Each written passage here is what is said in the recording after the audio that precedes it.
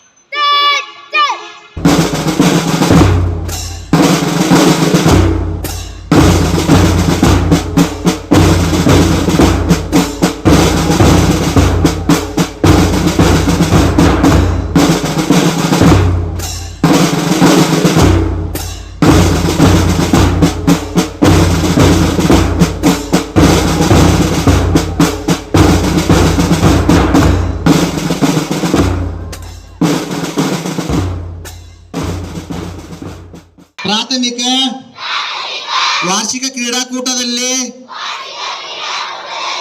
ಭಾಗವಹಿಸುತ್ತಿರುವ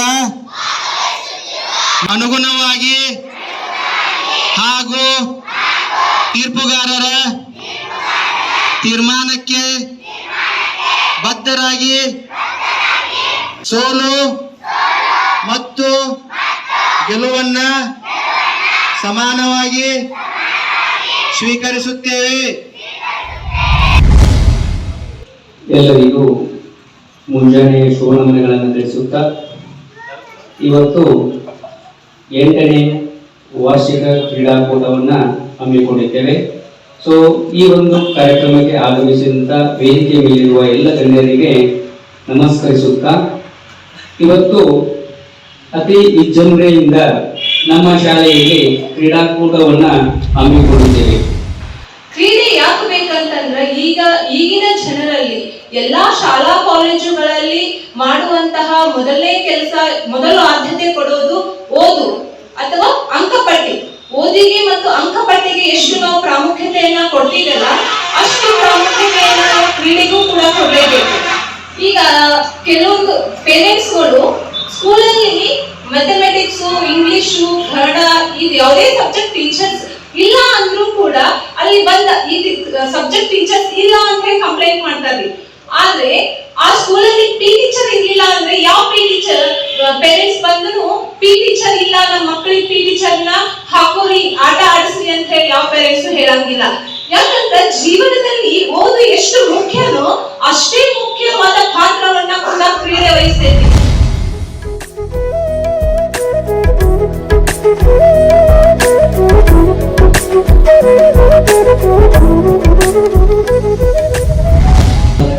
ಇವತ್ತು ಪ್ರಾರ್ಥನಾ ಆಂಗ್ಲ ಮಾಧ್ಯಮಿಕ ಶಾಲೆಯ ವಾರ್ಷಿಕ ಕ್ರೀಡಾಕೂಟ 8ನೇ ವಾರ್ಷಿಕ ಕ್ರೀಡಾಕೂಟ ಅತಿ ವಿಜೃಂಭಣೆಯಿಂದ ಒಂದು ಕ್ರೀಡಾಕೂಟವನ್ನ ಮಾಡ್ತಾ ಇದ್ದಾರೆ. ಬಹಳ ಖುಷಿ ವಿಚಾರ. ಈ ಒಂದು ವಾರ್ಷಿಕ ಕ್ರೀಡಾಕೂಟವನ್ನ ಯಾಕೆ ಮಾಡಬೇಕು ಒಂದ್ ಪ್ರಶ್ನೆ. ಯಾಕೆ ಮಾಡ್ಬೇಕಪ್ಪ ಅಂತಂದ್ರೆ ಈ ಒಂದು ವರ್ಷ ಪೂರ್ತಿ ಏನಿರ್ಬೇಕು ಅಂತಂದ್ರೆ ಮಕ್ಕಳು ಎಲ್ಲ ಓದೋದ್ರಲ್ಲೇ ತಲ್ಲರಾಗಿರ್ತಾರೆ. ಅದಕ್ಕೋಸ್ಕರ ಓದು ಎಷ್ಟು ಮುಖ್ಯನೋ ಸಹ ಅಷ್ಟೇ ಕ್ರೀಡೆನೂ ಮುಖ್ಯ. ನೀವು ಕ್ರೀಡೆ ಇಲ್ಲದೆ ಇದ್ರೆ ನೀವು ಏನಾಗಿರ್ಬೇಕು ಅಂತಂದ್ರೆ ಆರೋಗ್ಯ ಸರಿ ಇರುವುದಿಲ್ಲ. ನೀವು ಎಷ್ಟು ಆರೋಗ್ಯ ಇರಬೇಕು ಅಂತಂದ್ರೆ ಕ್ರೀಡೆಯಲ್ಲಿ ತೊಡಗಿದಾಗ ಮಾತ್ರ ನಿಮ್ಮ ಆರೋಗ್ಯ ಆಗಲಿ, ನಿಮ್ಮ ಒಂದು ಭೌತಿಕ ಮಟ್ಟ ಆಗಲಿ, ಮಾನಸಿಕವಾಗಿ ಹಾಗೂ ಭೌತಿಕವಾಗಿ ನೀವು ದೈಹಿಕವಾಗಿ ಸಬಲ ಆಗ್ಬೇಕು ಅಂದ್ರೆ ನೀವು ಕ್ರೀಡೆಯಲ್ಲಿ ತೊಡಗಲೇಬೇಕು. ಚೆನ್ನಾಗಿ ಮಾಡಿದ್ದಾರೆ ಮಾಸ್ಟರ್ಸ್ ಮಾಡಿಸಿದ್ರು. ಏನಪ್ಪಾ ಅಂತಂದ್ರೆ ಇನ್ನೂ ಹೆಚ್ಚು ಈ ಒಂದು ಸಂಸ್ಥೆಯ ಎಲ್ಲ ಹೆಚ್ಚು ಬೆಳೆಯಲಿ. ಎಲ್ಲ ಮಕ್ಕಳು ಈ ಒಂದು ಕ್ರೀಡಾಕೂಟದಲ್ಲಿ ಯಶಸ್ವಿ ಆಗಲಿ. ಸೋಲು ಗೆಲ್ಲುವ ಮುಖ್ಯ ಅಲ್ಲ, ಈ ಒಂದು ಕ್ರೀಡಾಕೂಟದಲ್ಲಿ ಭಾಗವಹಿಸುವ ಮುಖ್ಯ. ಸೋತೆ ಅಂತ ಹಿಂಜರಕ್ಕೆ ಹೋಗ್ರಿ. ಮತ್ತೆ ಈ ವರ್ಷ ನೀವು ಏನಾದ್ರು ಸೋತರಂತಂದ್ರೆ ಮುಂದಿನ ವರ್ಷ ವಾರ್ಷಿಕ ಕ್ರೀಡಾಕೂಟದಲ್ಲಿ ನೀವು ಮತ್ತೆ ಪ್ರಯತ್ನ ಮಾಡಿ. ನೀವು ಮತ್ತೆ ಜಯ ಸಿಕ್ಕೇ ಸಿಗುತ್ತದೆ. ಆದ ಕಾರಣ ಎಲ್ಲರಿಗೂ ಆಲ್ದಷ್ಟು ಒಂದು ಮಾತು ಹೇಳಿ ಇಷ್ಟೇ. ಅದೇ ರೀತಿ ಈ ಒಂದು ಕಾರ್ಯಕ್ರಮಕ್ಕೆ ಕರೆಸಿ ನನ್ನನ್ನು ಸನ್ಮಾನಿಸಿದ್ದಕ್ಕೆ ಈ ಆಡಳಿತ ಮಂಡಳಿಯವರಿಗೆ ಹಾಗೂ ಈ ಸಂಸ್ಥೆಯ ಎಲ್ಲ ಶಿಕ್ಷಕ ವೃಂದದವರಿಗೆ ನಮಸ್ಕರಿಸುತ್ತಾ ನನ್ನ ಮಾತು ಮುಗಿಸುತ್ತೇನೆ. ಜೈ ಹಿಂದ್.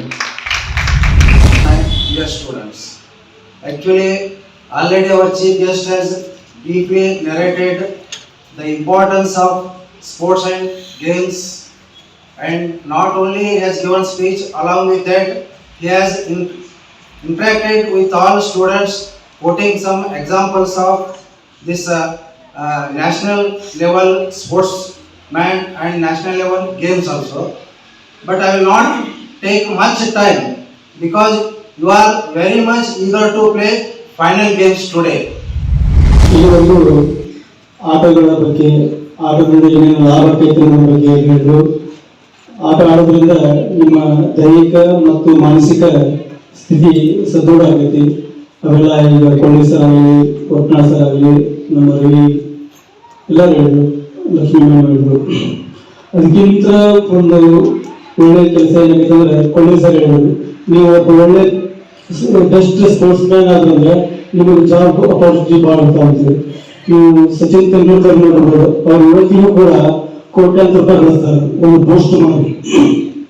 ಅದೇ ರೀತಿ ವಿರಾಟ್ ಕೊಹ್ಲಿ ಕೂಡ ಒಂದು ಚೀಫ್ಸ್ ಮಾಡಿ ಕೋಟ್ಯಾಂತರ ರೂಪಾಯಿ ಗಳಿಸ್ತಾರೆ. ನೀವು ಅದಕ್ಕೆ ವಿದ್ಯಾಭ್ಯಾಸದ ಜೊತೆಗೆ ನೀವು ಒಳ್ಳೆ ಸ್ಪೋರ್ಟ್ಸ್ ಮ್ಯಾನ್ ಆಗಕ್ಕೆ ಪ್ರಯತ್ನ ಮಾಡಿ. Chief guest sir and respected headmaster and honorable and respected chairman sir and beloved teachers and my dear students. Today I take this opportunity to put all my gratitude in a form of words. On the behalf of the entire school, I would like to thank Chief Guest Sir and Chairman Sir and Headmaster and teaching and non-teaching staffs. Thank you all of you.